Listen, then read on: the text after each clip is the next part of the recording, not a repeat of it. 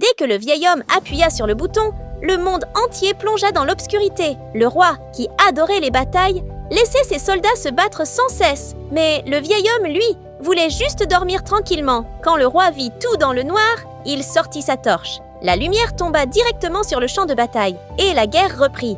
Le vieil homme, qui se préparait à dormir, se releva. N'ayant plus d'autre idée, il ralluma l'interrupteur. Puis, il tourna la douche vers le monde. Des gouttes d'eau commencèrent à tomber, et une grosse pluie s'abattit. Bientôt, une inondation submergea tout. Le vieil homme pensa qu'il pourrait enfin dormir, mais le roi fit construire un sous-marin.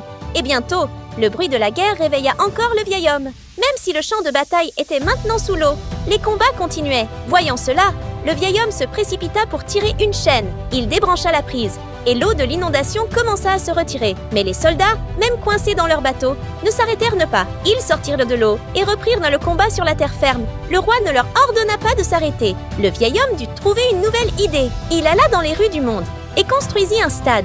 Les soldats posèrent leurs armes et commencèrent à jouer. Le vieil homme crut que tout était réglé, mais peu de temps après, des bruits de bagarre retentirent. Cette fois, la guerre avait lieu dans le stade. Furieux de l'obsession du roi pour la guerre, le vieil homme prit son téléphone et appela un démon de l'enfer. Le démon envoya 2 soldats monstrueux. Le roi, inconscient du danger, continuait à encourager les combats. Les 2 soldats surgirent du sol, attrapèrent le roi et le mirent dans un ascenseur vers l'enfer. En descendant, le roi vit un homme étrange qui poussait un gros rocher vers le haut. Surpris, il fut ensuite enfermé dans une cellule par le dieu de la mort, avec un gros cadenas sur la porte.